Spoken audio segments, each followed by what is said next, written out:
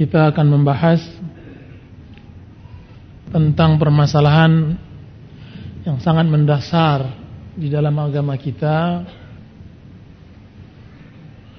tentang pentingnya ilmu. Ilmu yang kita maksud adalah ilmu yang diwariskan oleh para rasul kepada pewarisnya, para ulama. Ilmu yang bisa mendatangkan khasyah dan rasa takut kepada Allah Sang Pencipta. Ilmu yang mendapat pujian di dalam Al-Quran dan Sunnah Rasulullah Sallallahu Alaihi Wasallam. Ilmu yang menyelamatkan seseorang di dunia sebelum diselamatkan dianya oleh Allah Subhanahu Wa Taala di akhirat. Ilmu yang mendatangkan kebahagiaan. Ilmu yang bisa mendatangkan ketenangan di dalam hidup.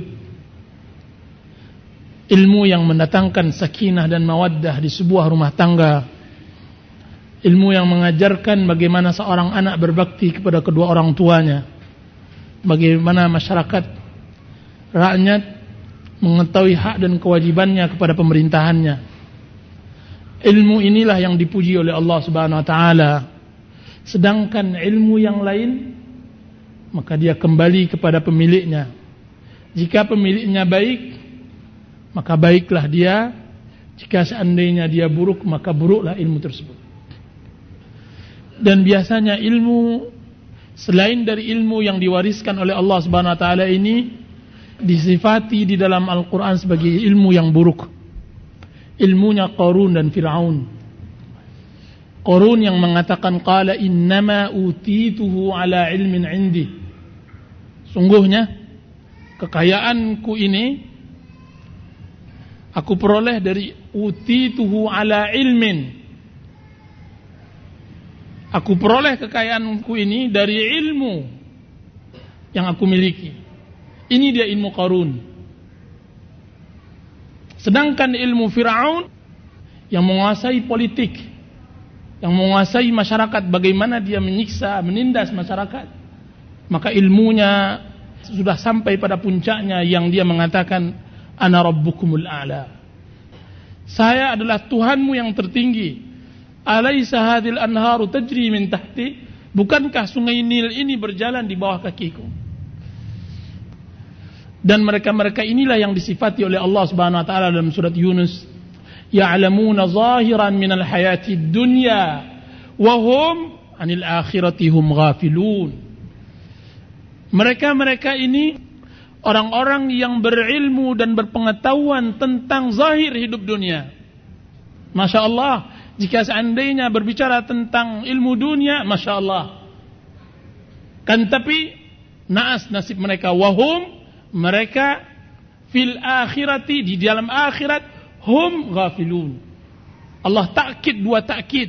Allah kuatkan ucapan Allah Subhanahu Wa Taala, mereka tentang akhirat, mereka adalah orang-orang yang lalai.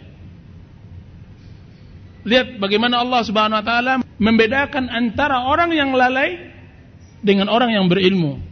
Kan tapi ilmu yang tidak mendatangkan ketaatan dan ketakwaan kepada Allah Subhanahu Wa Taala. Bapak ibu-ibu yang dirahmati oleh Allah Subhanahu Wa Taala, yang hilang pada manusia zaman sekarang ini adalah ilmunya Rasul. Ilmunya Allah telah khususkan orang-orang yang dipilih oleh Allah Subhanahu Wa Taala semenjak diciptaan Nabi Adam sampai akhir zaman. Kita kehilangan orang-orang yang seperti ini, yang bisa menetralkan dunia, yang bisa menjauhkan manusia dari laknat, dari bala dan musibah. Kita membutuhkan orang-orang yang berilmu seperti ini, yang bisa menegakkan kedamaian, ketentraman di permukaan bumi ini. Ilmu inilah Allah Subhanahu Wa Taala khususkan manusia diciptakan untuk ilmu ini. Wa ma khalaqtul jinna wal insa illa liya'budun. Tidak aku ciptakan jin dan manusia kecuali untuk beribadah kepada aku. Bapak ibu-ibu yang dirahmati oleh Allah Subhanahu Wa Taala, untuk memperjelas ucapan saya akan mengkhabarkan apa yang disabdakan oleh Rasulullah SAW Di dalam hadis sahih, sebagai seorang muslim hendaknya dia lebih mempercayai sabda Rasulnya daripada semua ucapan manusia yang lainnya. Sebagai seorang muslim sudah saatnya dia berkiblat kepada Rasulnya dan membuang semua perkataan-perkataan sampah yang tidak ada gunanya. Sudah saatnya kita sekarang berkiblat kepada kitabullah dan sunnah Rasulullah SAW untuk memperbaiki kehidupan dan tata corak kehidupan kita berbangsa dan bernegara.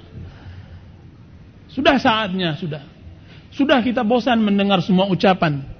Sudah bosan kita mendengar semua ulasan yang kita belum kembali kepada kitabullah dan sunnah Rasulullah. Para sahabat generasi yang mulia, mereka adalah orang generasi yang sangat luar biasa. Abu Hurairah radhiyallahu anhu, setiap beliau mengucapkan sabda Rasulullah, beliau mengatakan akhbarani as-sadiqul masduq, telah mengkabarkan kepada saya as-sadiq, orang yang jujur, al-masduq, orang yang tidak pernah didustai. Dialah siapa? Dialah Rasulullah sallallahu alaihi wasallam.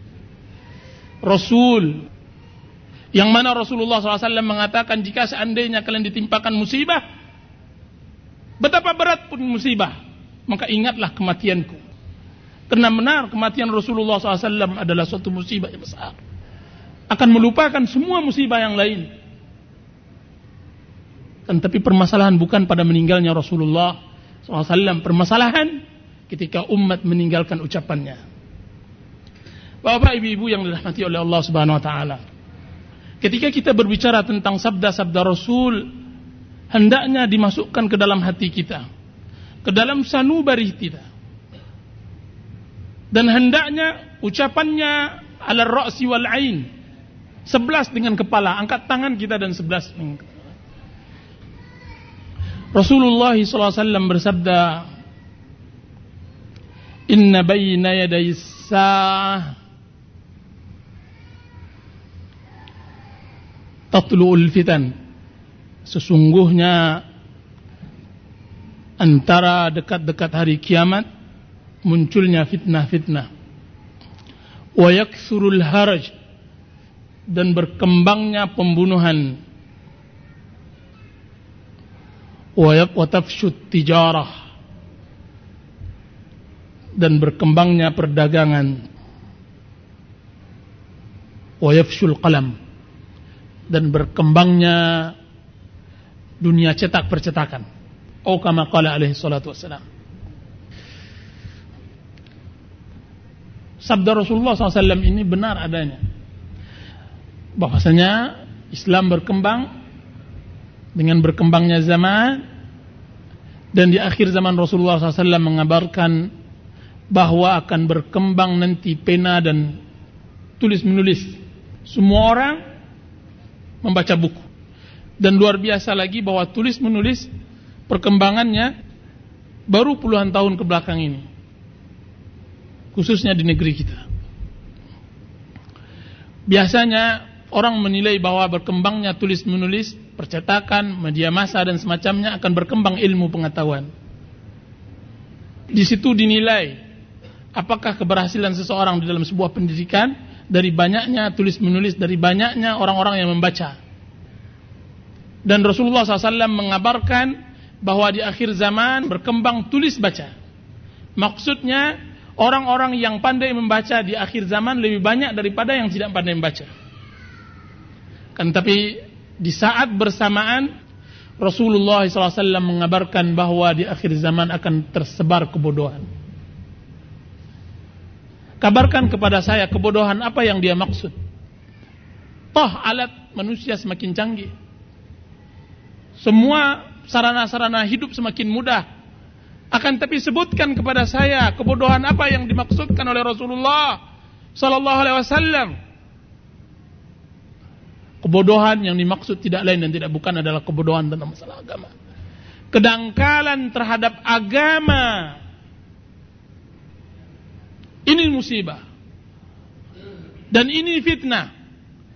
Dan dari sini munculnya sumber bala. Di saat seorang muslim meninggalkan kitabullah dan sunnah Rasulullah, maka hancurlah agamanya.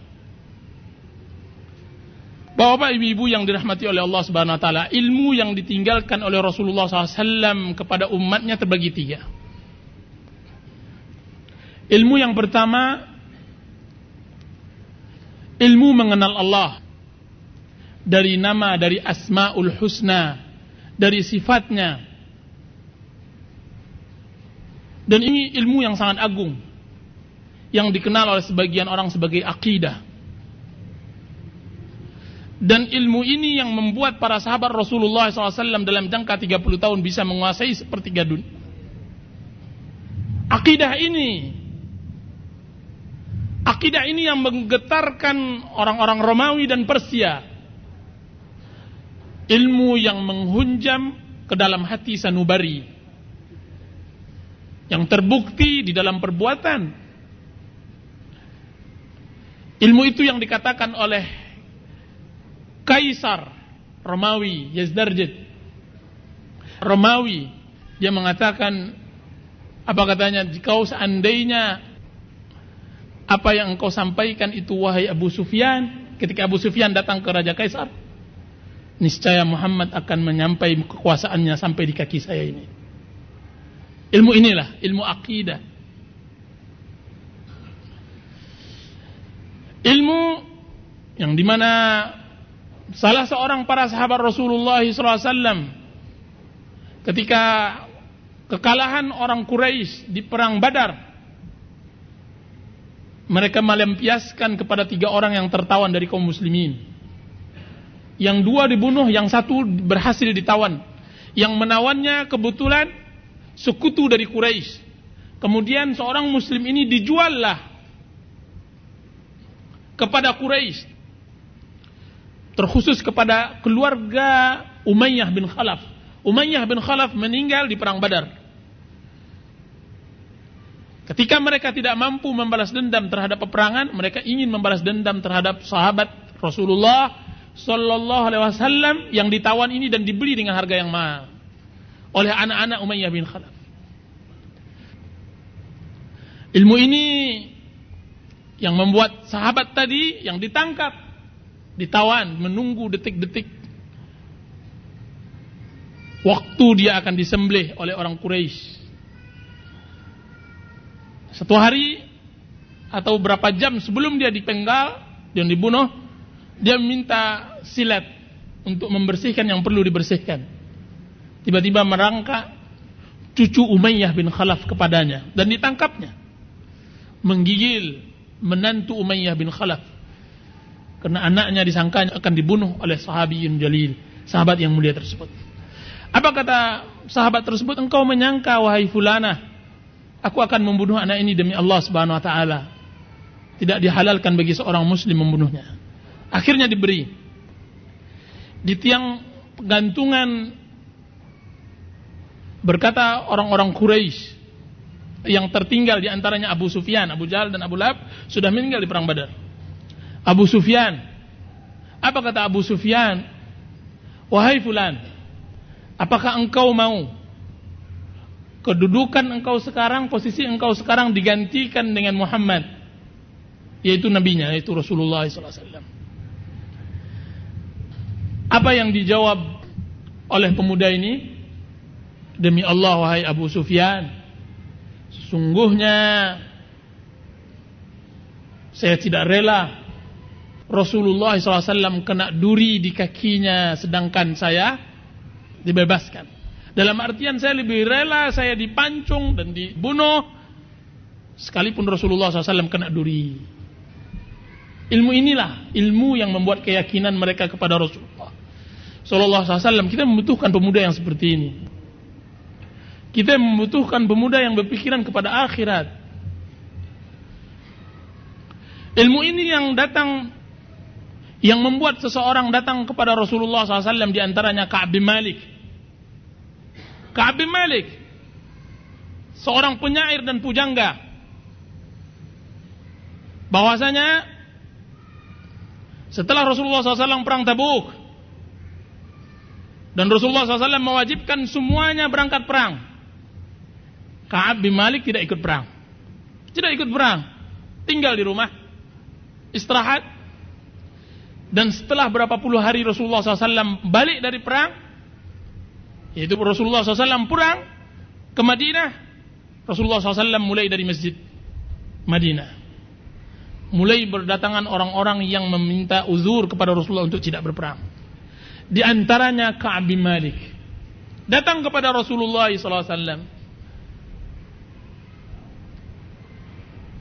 Ketika melihat Ka'ab bin Malik, apa kata Rasulullah? Kemarilah wahai Ka'ab, apa yang membuat engkau tidak datang pergi bersama kami perang? Bukankah engkau telah berjanji untuk menjual jiwamu? Bukankah engkau telah berjanji untuk menjual jiwamu, hartamu di jalan Allah? Maka datanglah melangkah sedikit demi sedikit Ka'ab bin Malik. Kemudian dia berkata, ya Rasulullah, jika seandainya sekarang saya berhadapan dengan seseorang selain dari engkau ya Rasulullah, siapapun dia, dari raja-raja atau dari pangeran, dan saya mendapatkan permasalahan yang seperti ini, demi Allah, dengan kepintaran saya berbicara, saya akan keluar darimu dalam keadaan bebas. Akan tapi yang saya takutkan ya Rasulullah, saya sekarang berbicara dusta, dan saya takut turun ayat Al-Quran menerangkan kedustaan saya. Sesungguhnya ya Rasulullah sallallahu alaihi wasallam, tidaklah saya selapang, semudah, sesehat sebagaimana saya tidak ikut perang denganmu. Jujur. Apa kata Rasulullah SAW? Kalau ini yang engkau berikan alasan wahai Ka'ab, pulanglah. Benar engkau, jujur engkau, sampai Allah memutuskan hukumannya. Tuh. Kita butuh laki-laki sekalipun berdosa kan, tapi dia jujur terhadap diri, jujur kepada manusia, dan sebelumnya jujur kepada Allah Subhanahu wa taala. Jadilah Ka'ab bin Malik setelah kisah ini diwajibkan kaum muslimin untuk mengikutinya. Ya ayyuhalladzina amanu, ya ayyuhalladzina amanu taqullaha wa kunu ma'as shadiqin. Hai orang-orang yang beriman, bertakwalah kepada Allah dan jadilah orang-orang yang jujur seperti Ka'ab bin Malik. Dan musibah di atas musibah, ketika seseorang sudah berbuat maksiat kepada Allah, kemudian dia tidak jujur kepada Allah. Inna lillahi wa inna ilaihi raji'un. Ilmu yang kedua, ilmu yang menerangkan tentang hukum dan ahkam, halal dan haram. Dan ilmu yang ketiga, ilmu tentang pengkhabaran umat-umat yang terdahulu dan pengkhabaran kejadian-kejadian yang akan datang. Tiga inilah Al-Quran menerangkan dan sunnah Rasulullah SAW menerangkan. Tidak ada yang keluar dari tiga ilmu ini. Makanya disebutlah Al-Quran, surat Qul Huwallahu Ahad sebagai apa? Sepertiga Al-Quran. Barang siapa yang baca Qul Huwallahu Ahad, maka sama dia telah membaca sepertiga Al-Quran. Kenapa? Karena Qul Huwallahu Ahad menerangkan satu dari tiga bagian ilmu ini. Yaitu apa? Bagian yang pertama, tauhid, asma'ullah dan sifatnya. Sehingga barang siapa yang membaca Qul Huwallahu satu kali, sama membaca sepertiga Al-Quran. Ini faedah, ini pentingnya. Apalagi seandainya dibaca dengan pemantapan, benar-benar mantap, benar-benar yakin, maka dia akan berpengaruh sangat luar biasa di dalam kehidupan seseorang. Jelas kita tidak akan menerangkan tentang bacaan mujarrobat, kata-kata orang. Karena di dalam Islam juga ada bacaan mujarrobat, kan, tapi tidak sama dengan dijual di pasar loak. Buku-buku mujarrobat tidak. Itu buku-buku dukun. Al-Quran, sunnah menerangkan bacaan-bacaan doa yang berpengaruh dalam kehidupan seseorang. Bapak-bapak, ibu-ibu yang dirahmati oleh Allah Subhanahu wa taala, saya akan berbicara tentang ilmu yang ketiga, pengkhabaran Rasulullah SAW tentang masa lalu dan masa depan. Kan tapi saya ingin berbicara setengah dari bagiannya, itu pun sebagian kecil dari bagian itu, yaitu bagian masa depan. Rasulullah SAW berbicara tentang masa depan umat Islam telah menerangkan sedetail mungkin, yang tidak membuat kita ragu sedikit pun bahwa apa yang diucapkan oleh Rasulullah SAW itu benar. Kita ingin butuh kabar-kabar ini kita terima dari Rasulullah, membuat kita bertambah iman kita kepada Allah Subhanahu wa taala. Makanya saya sering menukilkan nukilan Buya Hamka rahimahullah tentang gurunya Sultan Mansur, dan dia sangat kagum sekali kepada Sultan Mansur. Apa kata Buya Hamka? Kebiasaan di pengajian Buya Sultan Mansur, dia selalu ketika melihat Al-Quran di hadapannya, dia mengatakan, kami sekarang baru beriman kepada engkau wahai kitab. Sekarang baru saya beriman kepada engkau ya Allah. Asyhadu an la ilaha illallah. Benar apa yang engkau ucapkan ya Rasulullah. Asyhadu anna Muhammadur Rasulullah. Dia katakan begitu. Kadang-kadang dia sendirian, dia mengucapkan begitu. Apa yang engkau ucapkan benar ya Rasulullah. Tidak ada dusta sedikit pun. Apa kata Buya Hamka? Bagi orang yang pertama kali mendengar ucapan guru saya tersebut, mungkin menyangka dia adalah orang gila. Apa dia selama ini tidak percaya bahwa Tuhannya adalah Allah Subhanahu wa taala? Atau ada seorang muslim yang meragukan bahwa Muhammad adalah Rasulullah sallallahu alaihi wasallam? Akan tetapi sebenarnya kajian bukan sebatas zahir. Kajian yang disampaikan oleh Sultan Mansur adalah kajian yang sampai ke lubuk hati. Kajian yang dalam. Kajian yang menyentuh pori-pori kalbu dan sanubari. Dia meyakini ketika dia mengucapkan sekarang, benar aku akui engkau ya Allah sebagai Tuhanku. Maksudnya ada sebuah kejadian, dia yakin bahwa tidak mungkin ini hanya sebatas ciptaan begitu saja sebagaimana yang diyakini oleh orang kufar. Mesti ada sang pencipta. Mesti ada yang menguasai alam. Mesti ada yang memberi rezeki. Mesti ada yang menguasai dan semacamnya. Keyakinan ini yang banyak hilang di masyarakat kita. Semua orang tahu, sampai anak kecil tahu bahwasanya Allahnya adalah Allah. Kan tapi meresapi di dalam hati, kadang-kadang butuh detik-detik, yang kadang-kadang detik ini lebih berharga dari dunia dan segala isinya. Dan kadang-kadang Rasulullah SAW dikatakan begitu, baru sekarang saya beriman kepada engkau ya Rasulullah. Maksudnya apa? Kadang-kadang kita pernah mentelaah sebuah hadis, kemudian tercocokkan di dalam kehidupan, maka langsung kita ucapkan sadaqallah wa sadaqa Rasulullah. Telah benar Allah dan telah benar Rasulullah SAW. Membuat menambah keimanan, menambah ketakwaan. Ini yang penting bagi kita untuk mempelajari masa depan umat Islam. Rasulullah SAW telah mengkabarkan kepada kita apa yang disebut oleh beliau sebagai fitnah, atau tepatnya fitnah akhir zaman. Dan akhir zaman ini jangan menyangka bahwa kita jauh darinya. Akhir zaman itu adalah zaman kita, Bapak Ibu. Zaman kita tidak pelak lagi, tidak syak lagi, tidak diragukan lagi. Dan demi Allah Subhanahu wa taala, jika seandainya seorang muslim membaca apa yang dikabarkan oleh Rasulullah SAW tentang fitnah-fitnah di akhir zaman, niscaya akan bertambah keimanannya kepada Allah Subhanahu wa taala.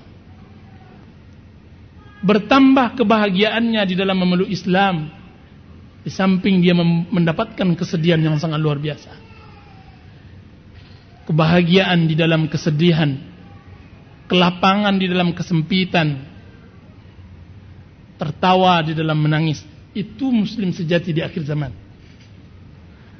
Apa yang dia bahagia? Bahagia dia telah diberi taufik oleh Allah, masih diberi hidayah. Apa yang membuat dia sedih? Sedih adalah fitnah-fitnah yang menimpanya dan menimpa umat-umatnya.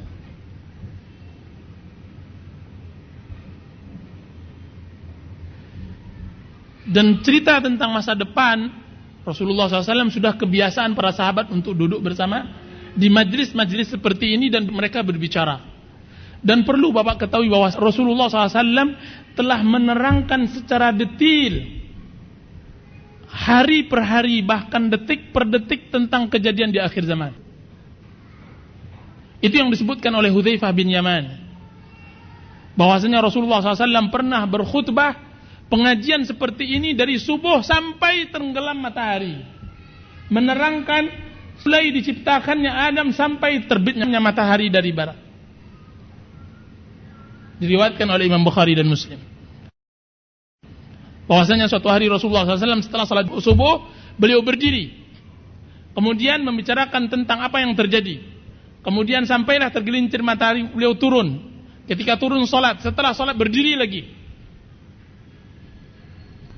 Setelah datang waktu asar, beliau pun turun dan salat. Setelah salat berdiri lagi menerangkan.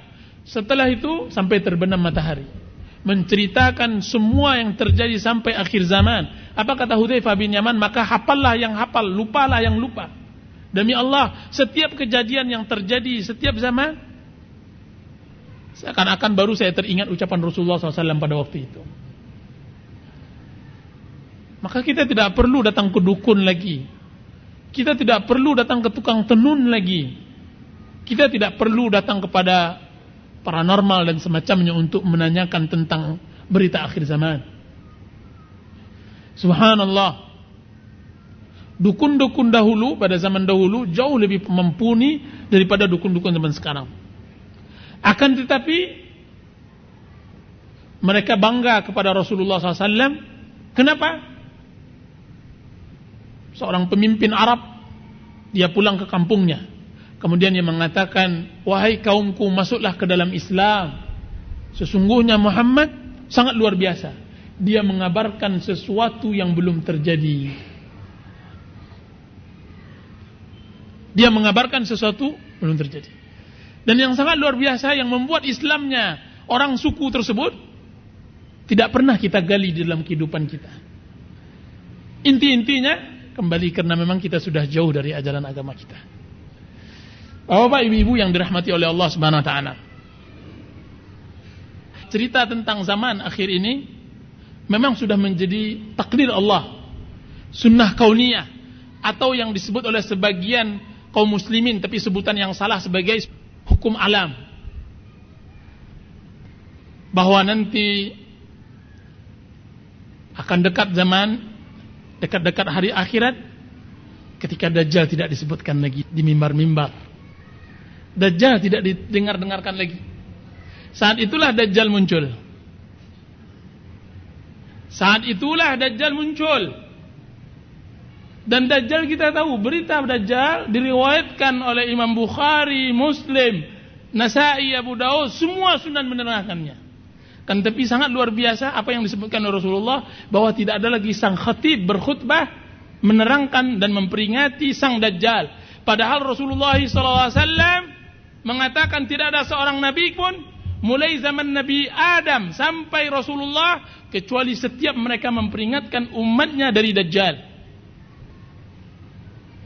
Dan Dajjal akan muncul ketika tidak ada yang memperingatkan dan mengingatkannya. Saya tanya kepada bapak-bapak yang tua, yang bapak-bapak yang berumur lah. Pak, pernah mendengar seorang khatib berkhutbah tentang Dajjal, Pak? Ayo jarang mana tadanga. Alhamdulillah. Oh, enggak jaleh lo dah. Itulah. Tapi yang mau tanya khutbah ketika khatib sangat langka sekali. Itu Pak tanda akan datangnya Dajjal. Dan yang sangat luar biasa, hadis-hadis tentang akhir zaman dikatakan bahwa tanda-tanda datangnya Dajjal tidak diajarkannya ilmu faraid. Ada sebagian orang mengatakan, ilmu faraid itu Ustaz. Alhamdulillah. Jadi dia tanya pula, apa ilmu faraid? Apa itu Pak ilmu faraid? Bagian hasil ilmu warisan, mewaris. tidak diajarkannya ilmu waris. Amba tanya ke Pak yang lebih tua lagi, Pak pernah belajar ilmu faraid atau diajarkan oleh ustaz ilmu faraid? Dan itu salah satu tanda hari kiamat.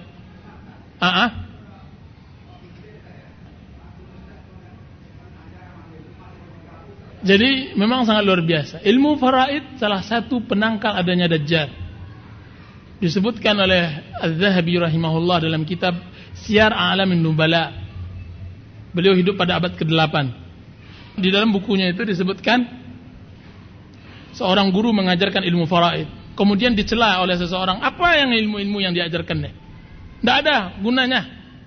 Apa guru tadi mengatakan, subhanallah, karena kami terhalangi Dajjal muncul. Karena Rasulullah SAW bersabda, tidak akan muncul Dajjal selagi ilmu faraid diajarkan. Subhanallah. Ilmu faraid, kalau seandainya bapak meninggal dan meninggalkan harta, nyaris mungkin cari ke kota Dumai mengetahui tentang ilmu faraid tidak kita dapatkan. Kalaupun kita dapatkan, hanya mendapatkan kulit. Dan itu kadang-kadang salah di dalam membagi faraid. Dan ini musibah. Menunjukkan apa yang kita katakan tadi benar yang diucapkan oleh Rasulullah SAW. Benar adanya. Kembali lagi pada permasalahan yang tadi. Bapak ibu-ibu yang dirahmati oleh Allah Subhanahu Wa Taala, saya katakan bahwa para sahabat Rasulullah SAW sudah terbiasa dengan cerita-cerita akhir zaman. Maka di suatu majlis Umar bin Khattab radhiyallahu anhu berkata, apa kata beliau? Ayyukum yahfazu hadis Rasulullah SAW anil fitnah. Siapa di antara kalian yang mengetahui, yang hafal hadis Rasulullah SAW menerangkan tentang fitnah? Maka berkata Hudzaifah, saya ya Amirul Mukminin. Apa kata Umar? Sebutkan wahai Hudzaifah, apa hadis tersebut? Maka berkata Hudzaifah bin Yaman radhiyallahu anhu, qala Rasulullah sallallahu alaihi wasallam, fitnatur rajuli fi malihi, fi ahlihi, wa fi waladihi, tukaffiruhu as-salatu was-sadaqatu was-siyam was-sadaqah. Apa kata Hudzaifah, ya Amirul Mukminin, sesungguhnya Rasulullah SAW bersabda, fitnah, seseorang akan terfitnah, keluarganya terfitnah, hartanya terfitnah terhadap anaknya, dan itu akan ditutupi dan diampunkan oleh Allah Subhanahu Wa Taala dengan salatnya, dengan zakatnya dan puasanya. Apa kata Umar bin Khattab? La as'alu an hadhihi, aku tidak bertanya tentang ini wahai Hudzaifah, walakin as'alu anil fitnati allati tamuju mawjal bahr, akan tapi aku bertanya tentang fitnah yang bagaikan gelombang di lautan. Fitnah yang bukan fitnah tadi. Maka Hudzaifah berkata, ya Amirul Mukminin, ma laka walaha, inna bainaka wa bainaha baba. Ya Amirul Mukminin, apa hubungan fitnah itu dengan engkau? Sesungguhnya antara engkau dengan fitnah tersebut ada gerbang yang tebal, pintu yang besar. Apa kata Umar bin Khattab radhiyallahu anhu?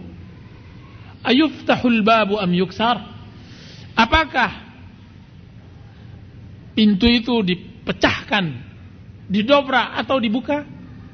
Maka berkata Hudzaifah, tidak ya Amirul Mukminin, pintu tersebut akan didobrak. Maka berkata Umar bin Khattab radhiyallahu anhu, berarti dia tidak akan pernah tertutup selama-lamanya sampai akhir zaman. Maka berkata rawi hadis, yaitu Abdullah bin Syaqiq, demi Allah kami malu bertanya siapa yang disebut pintu. Kemudian besoknya kami suruh salah seorang kawan kami untuk bertanya kepada Hudzaifah, maka dia mengatakan bahwa pintu tersebut adalah Umar bin Khattab radhiyallahu anhu. Kemudian kami berkata, apakah Umar mengerti bahwa dia adalah pintu fitnah? Maka Berkata Hudzaifah, demi Allah, sungguhnya Umar sangat tahu bahwa dia adalah kunci fitnah, sebagaimana dia tahu bahwa tadi malam adalah malam. Bahwa Umar sangat tahu bahwa beliau adalah kunci fitnah. Disebutkan oleh Hudzaifah ketika menggelari Umar quflul fitnah, kunci fitnah. Kunci dalam artian gembok fitnah. Selagi ada Umar tidak ada fitnah. Dan dimulailah fitnah ketika wafatnya Umar bin Khattab radhiyallahu anhu. Dan fitnah ini tidak akan tertutup sampai akhir zaman. Jadi fitnah pada hakikatnya terbagi dua. Fitnah umum yang tidak ada lepas darinya seorang pun. Inilah fitnah seseorang terhadap anaknya, terhadap istrinya, dan ini biasa. Akan tapi yang luar biasa fitnah di akhir zaman, setelah wafatnya Umar bin Khattab radhiyallahu anhu.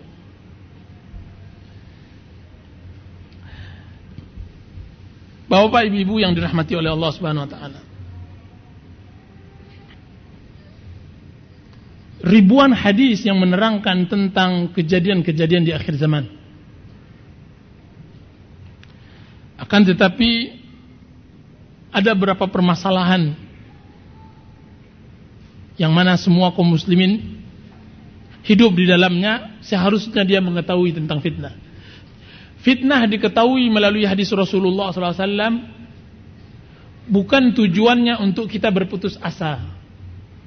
Akan tetapi tujuan fitnah diketahui melalui hadis Rasulullah supaya kita selamat dari fitnah ini. Karena untuk menghindari fitnah tidak mungkin, maka kita harus berani melawan fitnah, akan tetapi sesuai dengan yang diinginkan oleh Rasulullah SAW. Dan mengetahui fitnah dan solusi untuk keluar dari fitnah tidak mungkin karena banyak membaca saja, tidak mungkin. Satu-satunya solusi untuk bisa selamat dari fitnah akhir zaman adalah harus membaca sunnah Rasulullah sallallahu alaihi wasallam. Kembali kepada Sahih Al-Bukhari, kembali kepada Sahih Muslim. Buka kembali buku-buku yang mungkin sudah dimakan rayap, atau kitab yang sudah menguning, berdebu. Kembali ke sana. Karena kita tidak akan selamat kecuali dengan membaca kitab-kitab itu. Bukan karena ulasan seorang pakar politik, bukan karena ulasan seorang pakar Timur Tengah dan semacamnya. Tidak akan selamat kita dengan itu. Yang menyelamatkan kita adalah dengan kitabullah dan sunnah Rasulullah. Saya tunjukkan satu hal. Induk dari fitnah adalah Dajjal. Dia ampunya fitnah. Sehingga kita diperintahkan di setiap salat kita untuk berlindung kepada Dajjal. Allahumma inni a'udzubika min adzabil qabri wa adzabin nar wa a'udzubika min fitnatil mahya wal mamat wa a'udzubika min fitnatil Masihid Dajjal. Apa kata sahabat Rasulullah SAW, di antaranya Anas bin Malik, demi Allah, sesungguhnya Rasulullah SAW mengajarkan kepada kami ayat ini, hadis ini, doa ini, sebagaimana Rasulullah mengajarkan kami Al-Quran. Subhanallah. Kita diajarkan Rasulullah SAW doa ini supaya berlindung daripada Dajjal. Bagaimana Dajjal datang? Ketika fitnah Dajjal datang, seorang muslim yang baik, dia harus terpaksa meminta maaf kepada mertuanya, kepada ibunya, kepada kakak-kakaknya, kepada anak perempuannya untuk mengikat di dinding, di tiang, supaya jangan terfitnah dengan fitnah Dajjal. Maaf ibu, maaf ayah, maaf mertua, maaf semuanya. Saya terpaksa mengikat kalian supaya kalian jangan terfitnah dengan Dajjal. Sangat luar biasa fitnah Dajjal. Seseorang yang merasa dirinya mampu dan kuat, apa kata dia? Kaum muslimin, saya akan datang ke Dajjal dan saya akan berikan hidayah kepadanya. Ketika sampai di Dajjal, dia menjadi pengikut setia Dajjal. Hanya berapa menit bertemu dengan Dajjal. Sangat luar biasa fitnah Dajjal. Ketika dia berkata kepada langit, turunlah engkau wahai hujannya, maka turun hujan. Tumbuhlah engkau wahai bumi, maka tumbuhlah tumbuhan. Kering kerontanglah engkau, maka keringlah kerontang. Semuanya nyaris dia seperti Tuhan. Semuanya fitnah yang sangat luar biasa. Ini fitnah Dajjal. Dan tahukah bapak-bapak, ibu-ibu, bahwa yang selamat dari fitnah ini hanya seorang? Maksudnya yang dikabarkan kepada kita hanya seorang, yaitu seorang yang mengkaji Dajjal melalui sunnah Rasulullah SAW. Disebutkan oleh Rasulullah SAW seseorang yang di Madinah, bukan yang selamat, akan tetapi yang disebutkan oleh Rasulullah dia selamat dari fitnah Dajjal karena dia membaca sunnah. Keluar dia, Dajjal berhenti di Sabkhah. Ketika berada di Sabkhah Madinah, kira-kira 7 kilo dari Madinah, dia membuat atraksi. Atraksi Dajjal sangat luar biasa. Disebarluaskan melalui media massa, disebarluaskan dari majalah, koran, disampaikan, dikirim SMS dan semacamnya untuk mendatangkan dan bertemu di tempat pertunjukan Dajjal. Pertunjukan yang tidak pernah terjadi di sepanjang zaman dan masa. Menghidupkan yang mati dan mematikan yang hidup. Dihadiri oleh ratusan ribu. Bahkan disebutkan bahwa Dajjal diikuti oleh 70 ribu dari kalangan Yahudi, Bani Asfad, dan diikuti oleh kebanyakan Khawarij, dan diikuti kebanyakan para wanita. Kenapa? Makanya seorang muslim baik tadi dia terpaksa mengikut, karena wanita rata-rata lebih banyak menilai dengan emosi. Ustaz tu ancak mengatu lama pengajiannya, hadir ramai. Entah ilmu yang disampaikan, entah anda tidak tahu. Yang penting emosional dahulu. Ustaz tu ancak galak-galak, hadir. Makanya Dajjal sangat diminati oleh orang-orang seperti itu. Datang pemuda tersebut, maka berkata Dajjal kepadanya, wahai fulan, apakah engkau akui bahwasanya adalah Tuhanmu? Saya Tuhanmu? Apa kata pemuda tersebut dengan keimanan yang menghunjam di dalam hatinya? Wahai Dajjal, sesungguhnya saya tahu bahwa engkau adalah Dajjal yang sebagaimana telah diceritakan kepada kami Rasulullah sallallahu alaihi wasallam tentangmu. Saya tanyakan kepada bapak-bapak, ibu-ibu, dari mana pemuda ini tahu bahwa dia adalah Dajjal? Rasulullah yang menceritakan. Jelas dia tidak hidup pada zaman Rasulullah. Dari mana dia tahu Rasulullah mengabarkan dan menceritakan tentang Dajjal? Dari hadis-hadis Rasulullah yang kebanyakan kaum muslimin telah meninggalkannya. Bukan dari CNN, bukan dari Dumai Post, bukan dari Riau Mandiri. Dari hadis Rasulullah. Menunjukkan sesungguhnya orang yang pakar terhadap Islam, dialah orang yang pakar tentang keadaan muslimin. Orang yang pakar terhadap sunnah Rasulullah, yang mengkaji kitab Allah dan sunnah Rasulullah, dia yang paling tahu tentang kenyataan dan keadaan kaum muslimin zaman sekarang. Bukan dengan orang-orang yang banyak berbicara kan tapi tidak pernah berbuat. Hanya orang yang berhubungan terus dengan Allah dan membaca terus dustur undang-undang Allah Subhanahu wa taala, kitabullah dan sunnah Rasulullah yang bisa memberikan solusi terhadap umat. Mana kaum muslimin ketika mereka berkiblat kepada orang-orang yang tidak mengenal Islam? Ketika mereka menyanjung Dajjal yang mengaku diri mereka Islam kan tapi mereka merusak Islam. Kita tidak butuh yang seperti ini. Kita butuh orang-orang yang kembali kepada kitabullah dan sunnah Rasulullah. Ini jalan keselamatan, tidak lain dan tidak bukan. Apa kata pemuda tersebut? Demi Allah, aku tahu engkau adalah Dajjal, sebagaimana pemuda yang terbaik pada zaman tersebut. Apa kata Dajjal? Kalau begitu engkau akan lihat bahwa aku adalah Tuhanmu. Maka dibelahlah pemuda tersebut. Ketika dibelah dari kepala sampai tengah badannya, dibelah kiri ke kanan, kemudian Dajjal melewati. Kemudian mulailah orang-orang sekeliling Dajjal bersorak dan bertepuk. Mereka mengatakan, engkau adalah Rabb kami, engkau adalah Tuhan kami. Hidup Dajjal, hidup Allah. Kemudian dia bertepuk dada, wahai kaumku, umatku, barukah kalian tahu sekarang aku adalah Tuhan kalian? Semuanya mengatakan, betul, engkau adalah Tuhan kami. Maka dihidupkan pemuda itu lagi. Wahai fulan, sekarang engkau akuikah aku adalah Tuhanmu? Apa kata pemuda tersebut? Demi Allah, wahai Dajjal, saya bertambah yakin bahwa engkau adalah Dajjal sebagaimana yang telah kabarkan oleh Rasulullah SAW.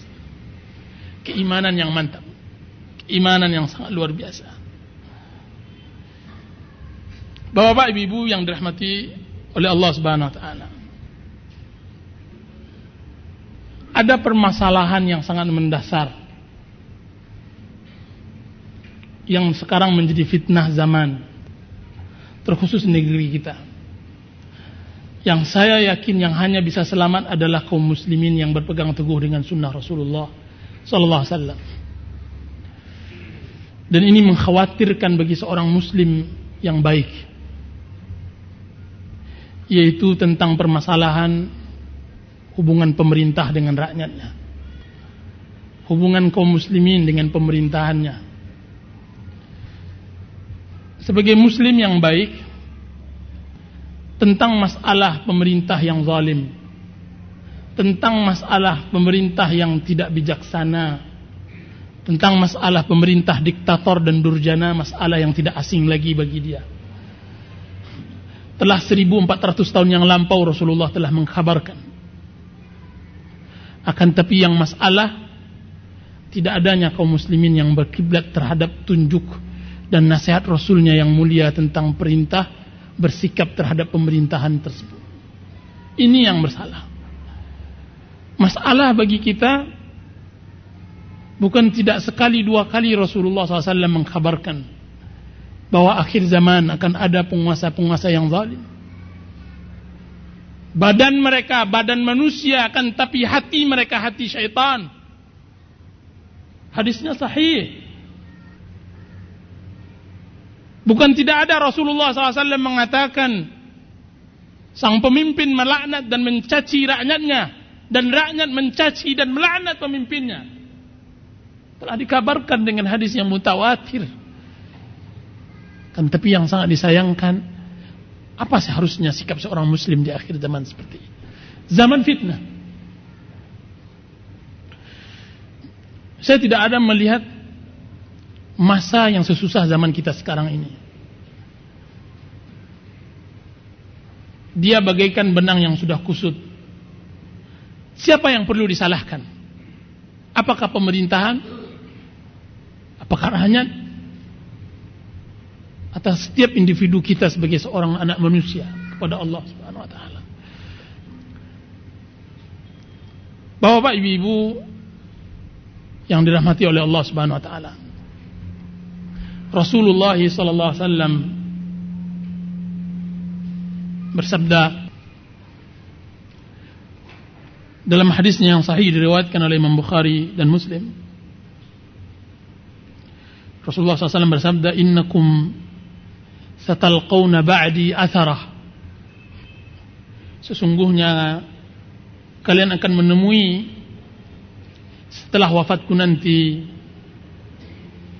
orang-orang yang mementingkan dirinya. Maka bertanya para sahabat Rasulullah SAW, ya Rasulullah, apa yang kau perintahkan kami jika seandainya kami temukan zaman tersebut? Maka berkata Rasulullah SAW, hendaklah kalian berpegang teguh dengan jamaah kaum muslimin. Berkata Rasulullah SAW kepada Abu Darda atau Abu Dzar radhiyallahu anhu, wahai Abu Dzar, bagaimana sikapmu jika seandainya engkau temui seorang pemimpin yang mengakhirkan salatnya dari waktunya? Hadis diriwayatkan oleh Imam Bukhari. Apa dijawab oleh Abu Darda? Ya Rasulullah, apa yang kau perintahkan kepada saya? Maka Rasulullah SAW bersabda, hendaklah engkau wahai Abu Darda salat pada waktunya, kemudian salat bersama kaum muslimin. Di dalam riwayat lain Rasulullah SAW mengatakan di dalam hadis yang sangat panjang, hadis Irbad bin Sariyah, Apa kata rawi-rawi hadis? Suatu hari kami mengunjungi sahabat yang mulia Irbad bin Sariyah dan dia dalam keadaan sakit. Apa kata kami? Ya sahabat Rasulullah, wahai Irbad. Sahabat Rasulullah tersebut namanya Irbad bin Sariyah. Wahai Irbad, sungguhnya kami datang ke sini bertakziah. Engkau sakit, bertakziah. Kan tapi di samping itu kami ingin mengambil hikmah darimu. Wasiatkan kami. Apa kata Irbad bin Sariyah? Sesungguhnya demi Allah, aku telah mendapatkan wasiat dari Rasulullah SAW. Satu hari beliau berbicara tentang agama. Kemudian kami berkata, ya Rasulullah, wasiatkan kami. Maka Rasulullah SAW bersabda, alaikum bis-sam'i wa ta'ah, wa in ta'ammar alaikum abdun habasyi, fa innahu man ya'ish minkum fasayara ikhtilafan katsira. Hendaklah kalian mendengar dan mentaati, sekalipun yang memimpin kalian adalah seorang budak yang dari Ethiopia. Sesungguhnya barang siapa yang hidup setelahku nanti akan dia dapatkan perselisihan yang sangat panjang. Dan Rasulullah sallallahu alaihi wasallam bersabda ketika Rasulullah SAW ditanya tentang para penguasa yang zalim di akhir zaman. Apa kata para sahabat? Ya Rasulullah, apa kami tidak angkat senjata melawan mereka? Maka Rasulullah SAW menjawab, la, tidak, illa an tarau kufran bawahan, sampai kalian melihat kekufuran yang nyata, yang dapat nantinya kalian di sisi Allah bisa menjadikan hujjah. Dalam riwayat lain disebutkan, la, tidak, selagi mereka mendirikan salat. Dalam riwayat lain mengatakan, la, wa in darabu zahraka wa akhadhu malaka. Tidak dibenarkan kalian membangkang dan memberontak, sekalipun mereka mengambil hartamu dan memukul punggungmu. Isbiru, bersabarlah, hatta talqauni alal haud, sampai kalian bertemu denganku nanti ke telaga Kautsar.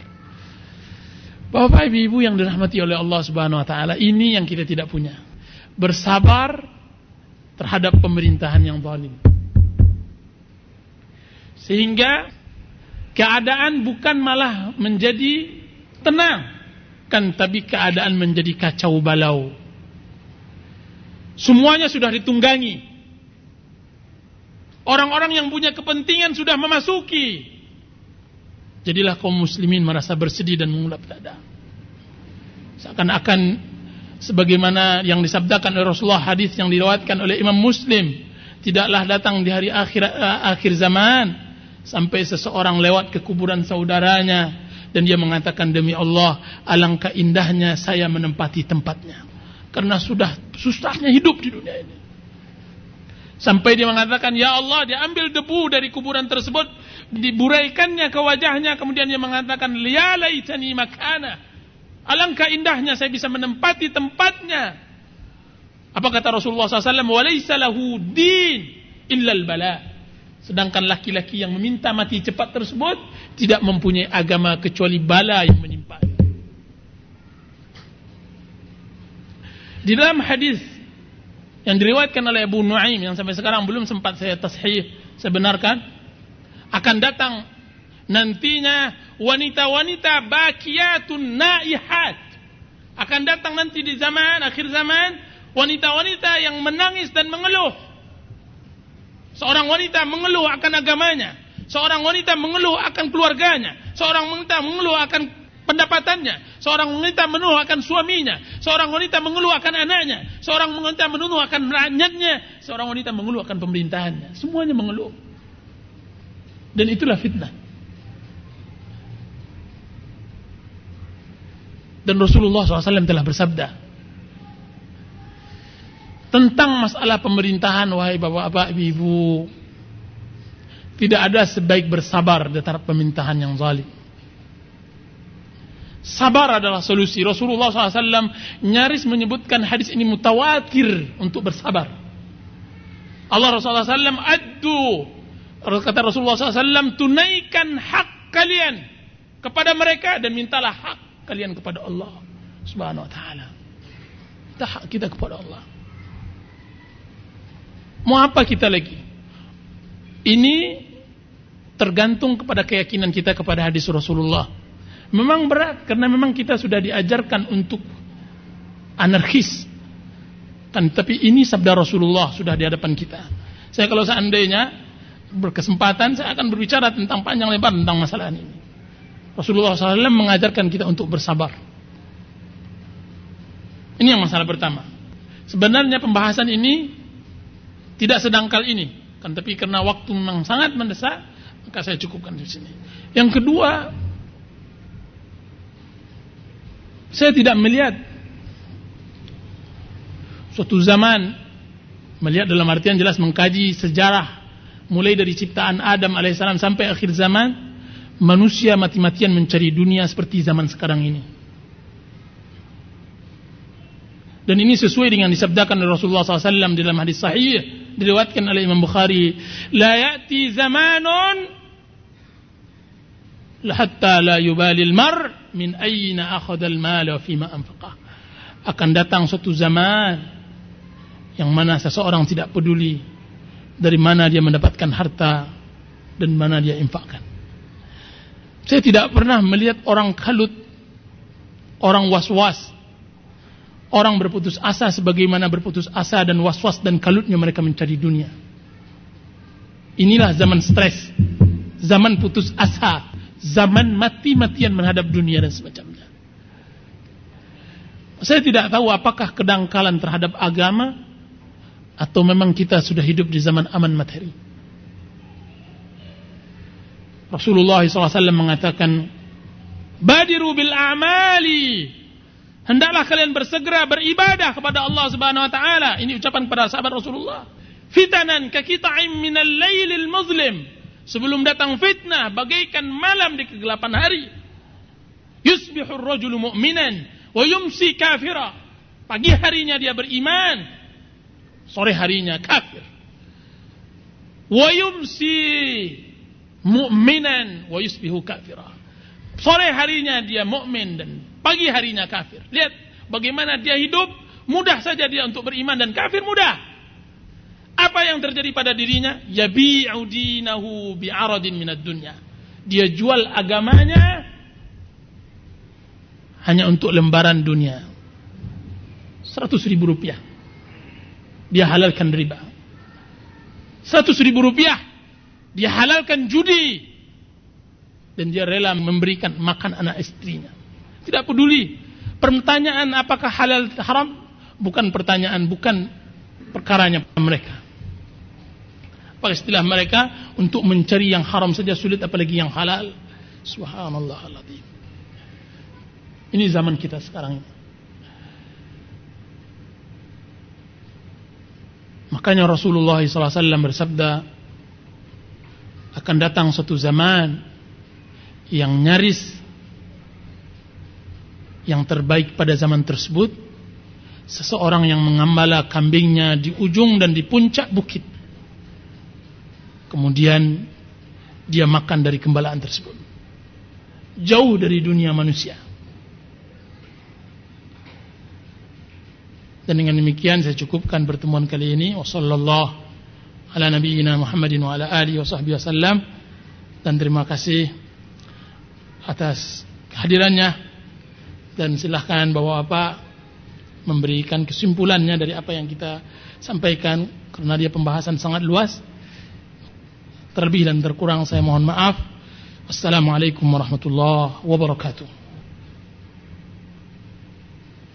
Pertanyaannya sangat bagus sekali Bapak. Pertama tentang masalah Dajjal. Dajjal bukanlah sesuatu yang datang dari diri kita. Tidak. Dajjal bukanlah sifat. Akan tapi Dajjal adalah manusia dari keturunan anak Adam. Bahkan disebutkan bahwa Dajjal adalah cicit Adam alaihissalam, dan dia adalah manusia biasa yang diberikan oleh Allah Subhanahu wa taala kemampuan lebih dari manusia yang lainnya. Dan Dajjal dimunculkan oleh Allah Subhanahu wa taala sebagai fitnah di akhir zaman. Dan Dajjal itu belum lagi muncul. Kan tapi berita tentang Dajjal sangat banyak diriwayatkan di dalam hadis-hadis yang sahih. Bahkan salah seorang sahabat Rasulullah dengan 30 orang kawan-kawannya dari Bani Juzam dan Lakham telah pernah melihat Dajjal dengan mata kepala mereka sendiri, sebagaimana yang disebutkan di dalam hadis yang diriwayatkan di dalam Sahih Muslim, bahwasanya Tamim Ad-Dari dia berangkat dengan 30 orang dari suku Jazam dan Lakham, berangkat dari Madinah, dan mereka menggunakan bahtera. Kemudian mereka terombang-ambing berapa bulan mengarah ke timur. Kemudian akhirnya mereka didamparkan oleh angin ke sebuah pulau, dan di dalam pulau tersebut dia bertemu dengan jassasah, binatang yang tidak ketahui mana depannya dan mana belakangnya, yang dipenuhi bulu. Kemudian jassasah tersebut mengatakan kepada orang-orang Arab tersebut, sungguhnya ada seseorang yang ingin bertemu dengan kalian. Maka bertemulah Tamimud Dari dengan seseorang yang disebut oleh jassasah tersebut, yang nantinya diketahui bahwa dia adalah Dajjal setelah bertemu dengan Rasulullah SAW. Pertemuan Tamimud Dari dengan Dajjal, waktu itu beliau masih beragama Nasrani. Kemudian beliau mengumumkan Islamnya ketika setelah balik di Madinah. Kemudian Rasulullah mengumpulkan para sahabatnya, menceritakan bahwa apa yang diceritakan dan dikabarkan oleh Allah tentang Dajjal benar adanya sebagaimana apa yang dilihat oleh Tamimud Dari. Dan Rasulullah SAW mensifati Dajjal, mensifati sifat dan mensifati badan. Disebutkan di antara ciri-ciri Dajjal bahwa Dajjal adalah seseorang yang matanya buta sebelah dan rambutnya keriting, dan di keningnya tertulis kata-kata ka fa ra. Dan Dajjal kakinya letter O, dan orangnya besar. Sedangkan sifat buruknya, maka Rasulullah SAW mengkabarkan bahwa di tangan kanannya ada air dingin, dan tangan kirinya ada api. Barang siapa yang masuk ke dalam air, berarti dia telah masuk ke dalam api, dan begitu sebaliknya. Dan banyak sifat-sifat Dajjal yang telah dikabarkan oleh Rasulullah SAW. Yang penting bahwa Dajjal benar adanya, dan dia dari akidah Ahlus Sunnati wal Jamaah. Sedangkan sebagian orang yang menakwilkan bahwa Dajjal adalah sifat, maka dia takwil yang tidak mempunyai dasar dan asas, dan jauh dari pemahaman Al-Quran dan Sunnah Rasulullah Sallallahu Alaihi Wasallam. Bahkan pemahaman tentang pengingkaran Dajjal adalah pemahaman yang dipahami adalah kelompok yang sudah dikenal dahulunya melenceng dari ajaran Islam, yaitu kelompok yang menamakan diri mereka sebagai Mu'tazilah. Ini yang pertama. Dan yang kedua, bagaimana sikap kita terhadap pemerintahan, bahwa sikap kita terhadap pemerintahan yang zalim, pertama harus bersabar. Bersabar dalam artian kita anggap ini adalah cobaan dari Allah Subhanahu wa taala. Jika seandainya kita bersabar, maka Allah Subhanahu wa taala akan lebih cepatkan dengan kesabaran tersebut semua musibah yang menimpa kita. Ini yang pertama. Yang kedua, kita tidak boleh mengikuti pemerintahan jika seandainya mereka memerintahkan kepada maksiat kepada Allah Subhanahu wa taala. Rasulullah SAW bersabda, "La ta'ata li makhluqin fi maksiatil khaliq." Tidak ada ketaatan bagi seorang makhluk pun di dalam berlaku maksiat kepada Sang Khaliq. Dan Rasulullah SAW bersabda, hendaknya seorang muslim harus mentaati pemerintahannya selagi dia tidak memerintahkan kepada maksiat kepada Allah Subhanahu wa taala. Selagi dia tidak memerintahkan maksiat kepada Allah Subhanahu wa taala. Bagaimana mengingkari pemerintah jika seandainya dia mendapatkan kemungkaran atau menemukan kemungkaran pada pemerintahannya? Tentang menasihati pemerintah, Rasulullah juga telah mengarahkan dan menganjurkan. Rasulullah SAW bersabda dalam hadis sahih, "Man kana indahu nasiha lidhi sultan." Barang siapa dia mempunyai nasihat terhadap pemerintahan, maka hendaklah dia ambil tangannya, tangan pemerintahan tersebut. Kemudian baru dia sampaikan kebenaran tersebut. Jika telah dia sampaikan, jika seandainya dia terima, berarti alhamdulillah. Kan, tapi jika seandainya dia tolak, berarti dia telah menunaikan kewajibannya yang telah Allah wajibkan kepadanya. Ini jalan baik. Ini jalan yang sangat baik. Pertama, menasihati secara langsung.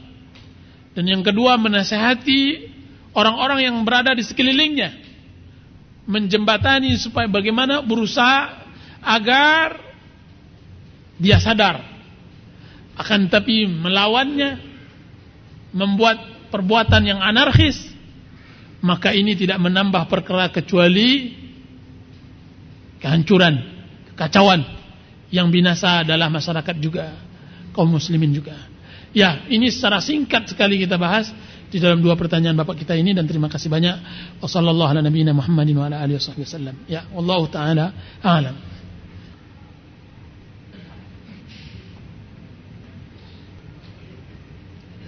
Kita ditimpakan krisis multidimensi, dan ini nasihat kepada para pemuda bahwa seharusnya sekarang sudah mulai kita tanamkan kepercayaan diri terhadap diri kita sebagai seorang muslim.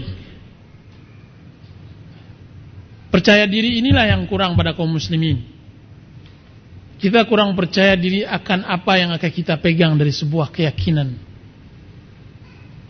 Kita butuh pemuda-pemuda yang yakin dari apa yang dia yakin. Kita melihat, saya rasa yang saya sebut pemuda bukan berarti yang umurnya baru 20-30 tahun. Kan, tapi pemuda yang mempunyai semangat sekalipun dia sudah tua. Kita butuh kaum muslimin yang mempunyai percaya diri yang tinggi, kemudian dia bangga dengan Islamnya. Dia berani mengatakan, saksikanlah aku sebagai seorang muslim. Dan ini sangat menyedihkan kalau seandainya kita lihat di dalam kehidupan sehari-hari. Bukan permasalahan percaya diri, bukan hanya sebatas permasalahan problema anak-anak muda kita. Dan kita juga masih muda, yang bertukar tampang, bertukar corak, bertukar mode, tren dan semacamnya sesuai apa yang dihembuskan oleh orang-orang kufar. Hari ini gondrong, besok pagi potong rambut, yang besok lagi melintir rambutnya, yang besok lagi botak pelontos, nah besok lagi mulai seperti orang Afrika yang ada gambar-gambar begitu-gitu. Tidak ada percaya diri pada jiwa diri anak-anak muda kita. Dan tidak kalahnya kaum muslimin yang lain, yang maupun yang sudah tua juga. Tidak ada keyakinan terhadap apa yang dibawa.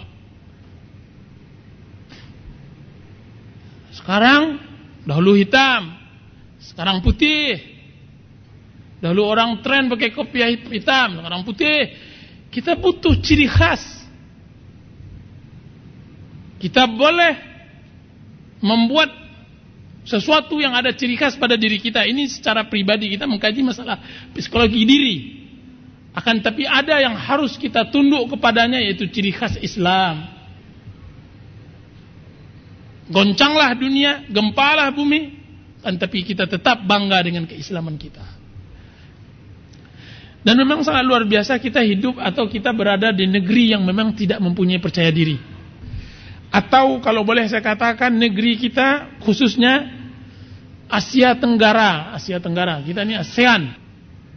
Secara umum adalah masyarakat yang kurang percaya diri terhadap diri dibandingkan dengan bangsa-bangsa lain.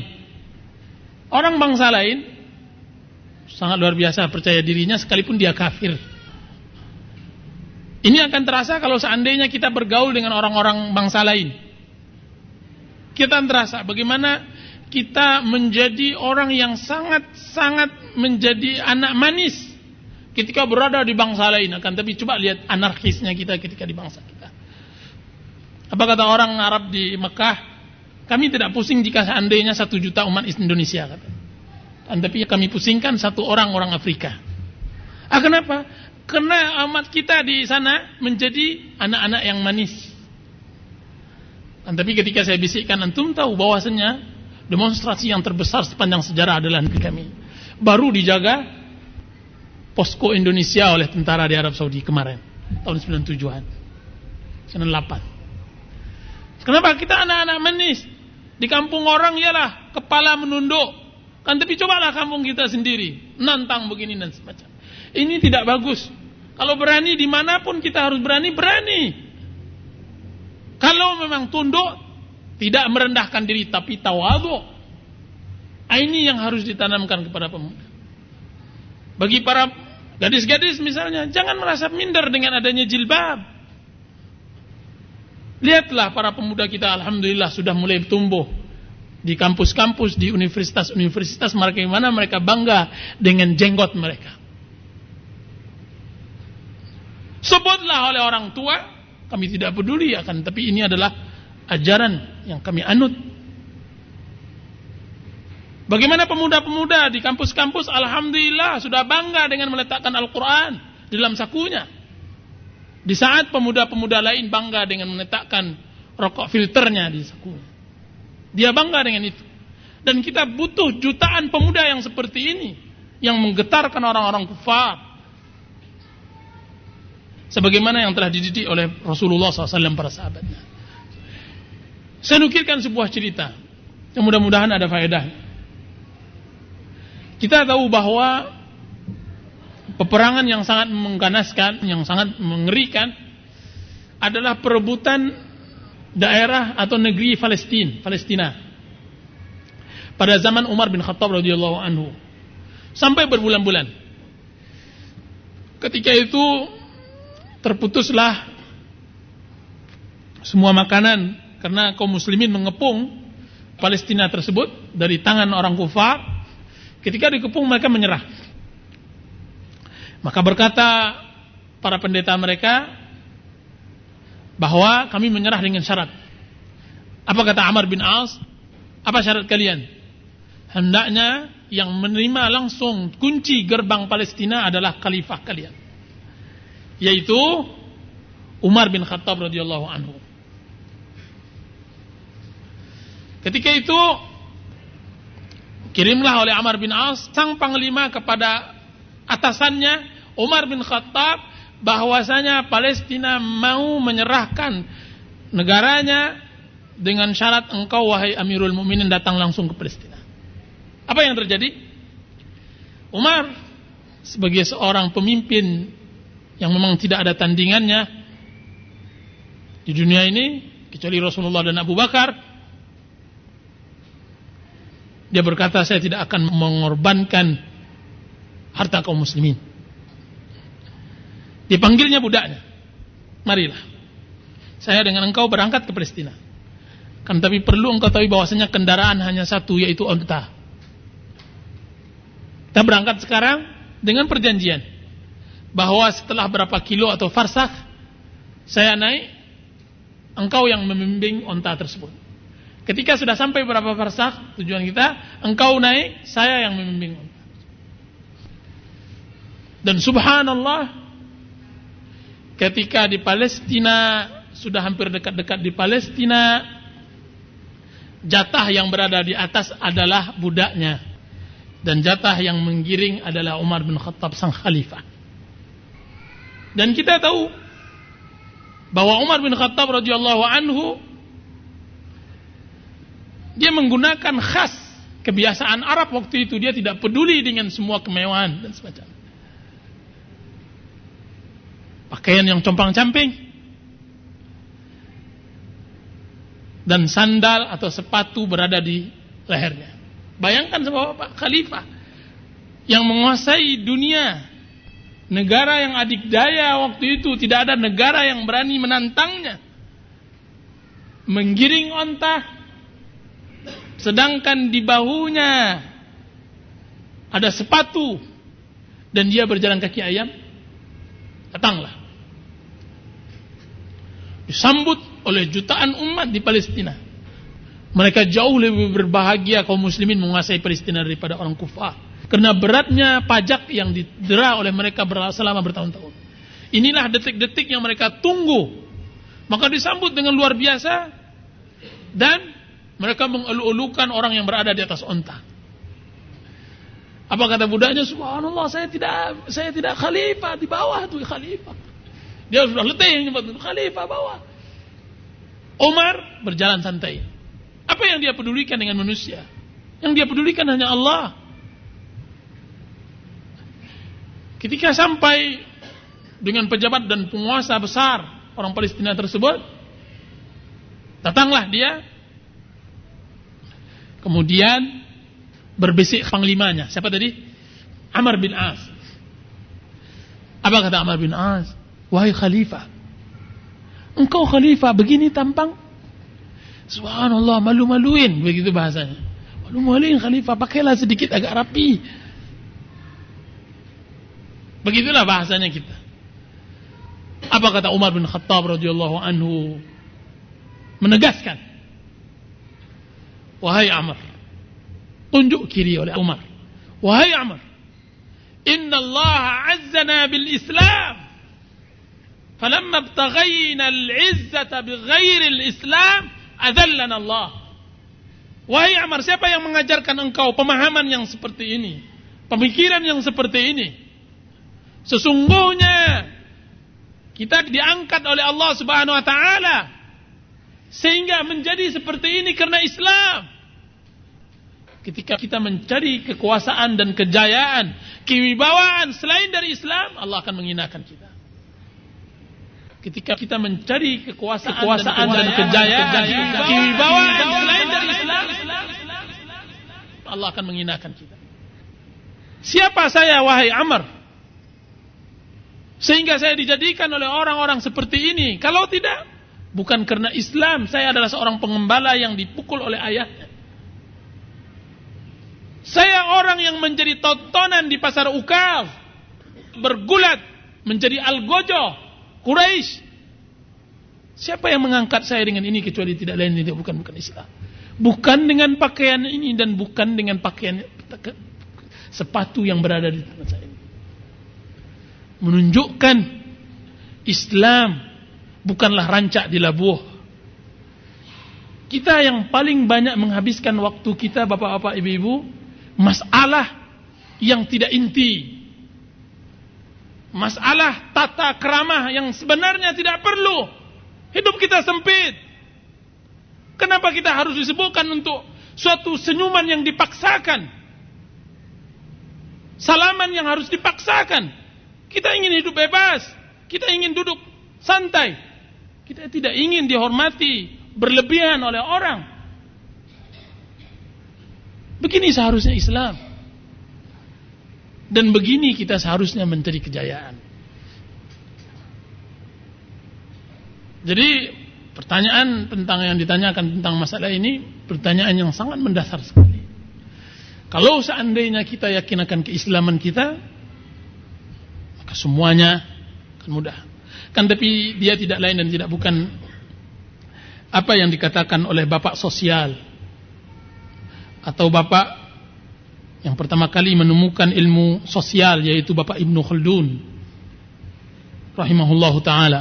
Dalam kitab muqaddimahnya dia mengatakan sudah menjadi tradisi umat dari sepanjang sejarahnya bahwa umat yang ditaklukkan dan kalah mengikuti tradisi umat yang menang.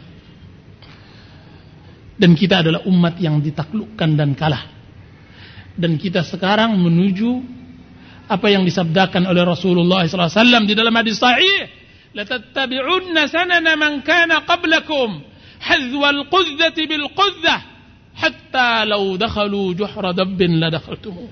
Demi Allah, kalian akan mengikuti tradisi umat-umat sebelum kalian, sampai kalau seandainya mereka masuk ke lubang binatang dab, maka kalian akan masukinya. Maka ditanya oleh para sahabat, ya Rasulullah, siapa yang kami ikuti? Apakah orang-orang Yahudi dan Nasrani? Maka dijawab oleh Rasulullah, siapa lagi kalau bukan mereka? Dalam riwayat lain, apakah kami akan mengikuti orang Majusi dan Romawi? Maka Rasulullah mengatakan, siapa lagi kalau bukan mereka? Dan Rasulullah SAW mengatakan, sesungguhnya umat ini akan dijadikan makanan yang direbutkan. Tatada'a alaikumul umamu kama tatada'al akalatu ala qas'atiha. Bahwasanya bangsa-bangsa akan memperebutkan kalian bagaikan makanan yang diperebutkan di atas panci. Ditanyakan oleh para sahabat Rasulullah SAW, ya Rasulullah, awa min qillatina yawma idzin? Apakah kami waktu itu sedikit sehingga kami diperebutkan? La, bal antum yawma idzin katsir. Tidak, waktu itu kalian sangat banyak sekali. Walakinnakum ghutha'un ka ghutha'is sayl. Kan tapi kalian adalah buih, bagaikan buihnya banjir. Wala yaqdhifanna Allahu fi qulubikumul wahan wala yanzi'anna Allahu min qulubi aduwikumul mahabata minkum. Allah akan menimpakan kepada kalian penyakit wahan, dan Allah akan mencabut dari hati musuh kalian rasa takut kepada kalian. Ditanya oleh para sahabat Rasulullah, wa mal wahnu ya Rasulullah? Apa itu wahan ya Rasulullah? Maka disebut oleh Rasulullah SAW, hubbud dunya wa karahiyatul maut. Cinta akan dunia dan benci akan akhirat. Ini dia inti malapetaka kita. Ini inti dari kita tidak percaya diri, cinta akan dunia dan benci akan akhirat.